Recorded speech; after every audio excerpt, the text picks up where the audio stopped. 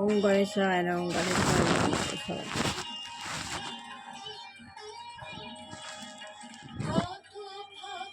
ওম গণেশায় নমঃ, ওম গণেশায় নমঃ।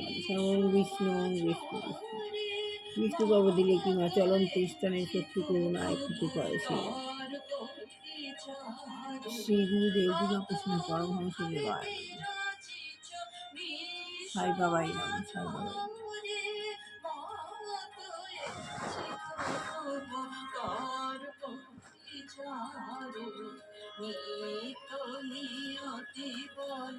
শ্রী গুরুদেব দুর্গাকৃষ্ণ পরমহংস দেবায়।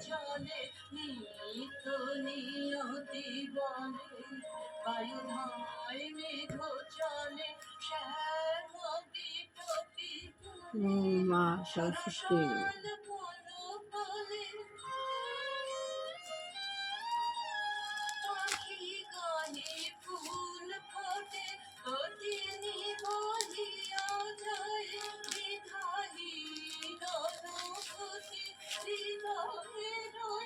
লক্ষ্মী দেবায়, লক্ষ্মী দেবায়, লক্ষ্মী দেবায়।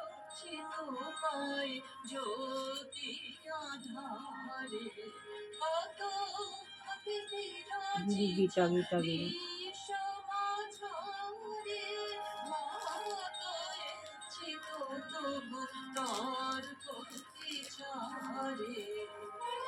ও সাই বাবাই নম, সাই বাবাই নম।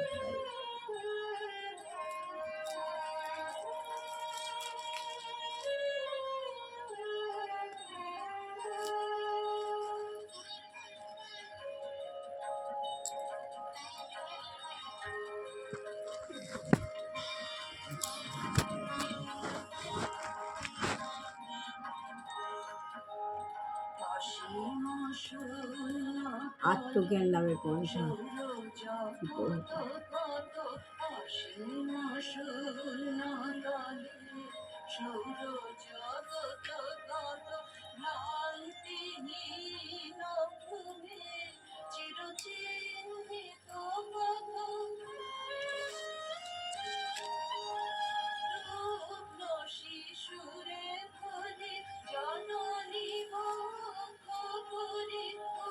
শ্রী প্রভুপাদ বলছেন, আমি এখানে আপনাদের শিক্ষা দিতে আসিনি, এসেছি ভগবানের নাম কীর্তন করবার জন্য আপনাদের অনুরোধ করতে।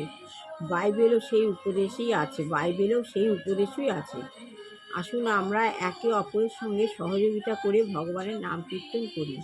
কৃষ্ণ কীর্তন করতে যদি আপনার আপত্তি থাকে, কৃষ্ণ কীর্তন করতে যদি আপনার আপত্তি থাকে, তাহলে খ্রিস্ট ও খ্রিস্টোস নাম কীর্তন করুন, তাতে কোনো ভেদ নেই। শ্রী চৈতন্য মহাপ্রভু বলছেন,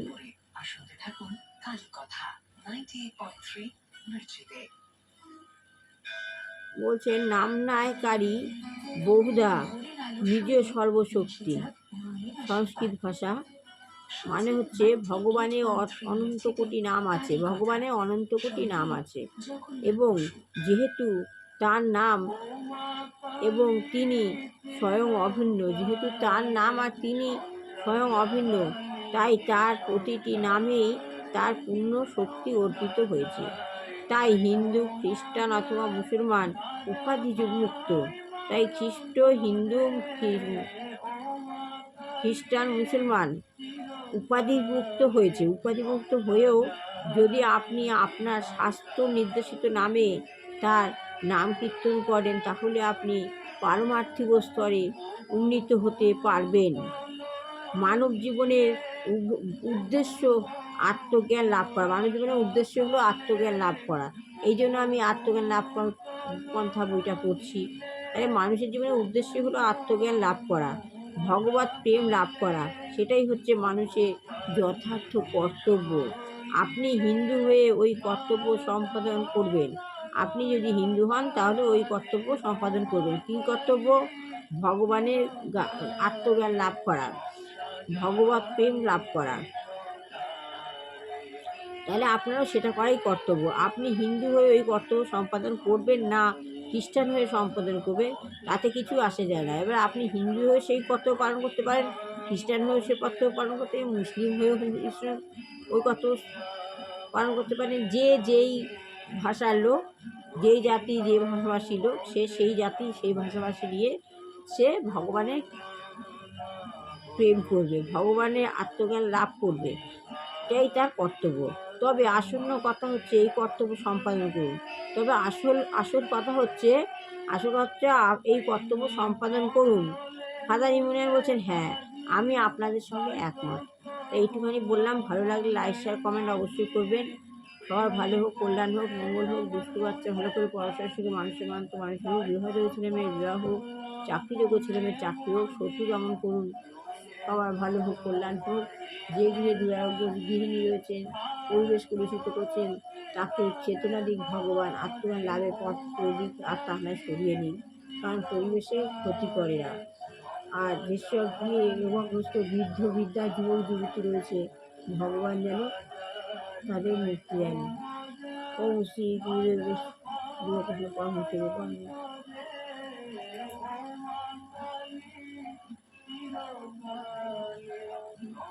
অক্ষরম শরম শেষি জগতমুদীপং ভজামি পদ্মং দদাভয়া পরম মানিক্যপুণ্যচিন্ত। ওম গুম সাহা ওম গুম সাহা ওম বিষ্ণু ওম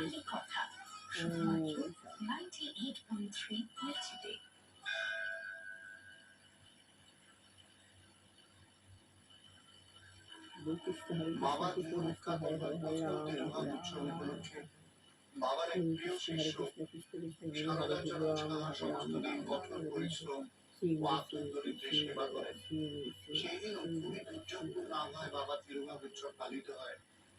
সারাদিন না ঝড় বৃষ্টি হয়, মুহুর্মুহু মেঘের গর্জন ও বজ্রপাতের গুরুগম্ভীর শব্দে হরে কৃষ্ণ পুত্রপল্লী কৃষ্ণ নিনাদিত। কৃষ্ণ হরে রাম সারাদিন রাম পরিশ্রমের রাম পর হরে রাম হরে রাত্রে শ্রান্ত সারদা স্মরণ ছাড় পিঠে ওদের পীড়া কৃষ্ণ দেখা দিল পরমহংস এবং তিনি প্রাতকৃত্যের পর মঠ হতে ফিরে উল্লাস করে গুরু ভ্রাতাদের বললেন, ভাই বড় আনন্দ, আমি চললুম, বাবা আমাকে নিয়ে নেবেন। বারবার এই কথা বলে ইনি হলেন অনুকূল ঠাকুর। ইনি বলছেন অর্থ মান যশ ইত্যাদি পাওয়ার আশা আমাকে ঠাকুর সাজিয়ে ভক্ত হও না, সাবধান হও, ঠকবে। তোমার ঠাকুরত্ব না জাগলে কেহ তোমার কেন্দ্রও নয়, ঠাকুরও নয়, ফাঁকি দিলেই ফাঁকি পেতে হবে।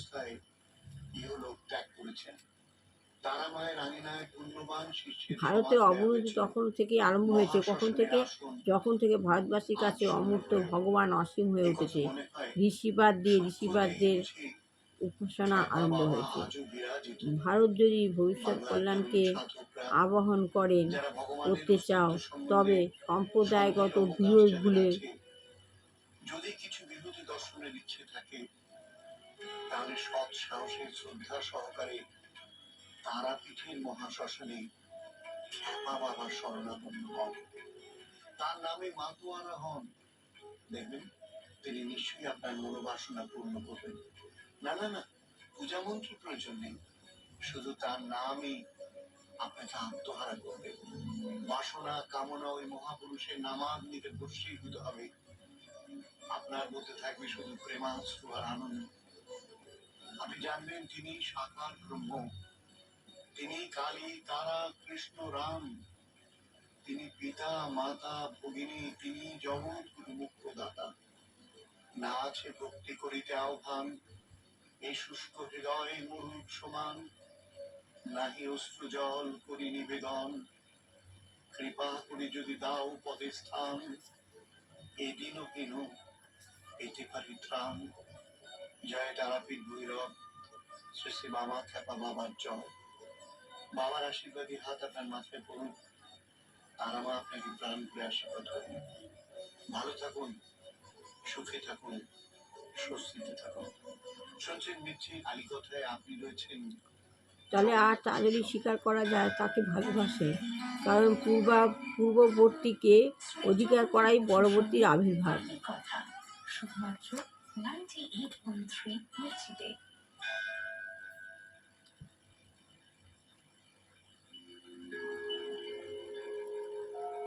কৃষ্ণ হরে কৃষ্ণ কৃষ্ণ কৃষ্ণ হরে রাম রাম রাম হরে হরে।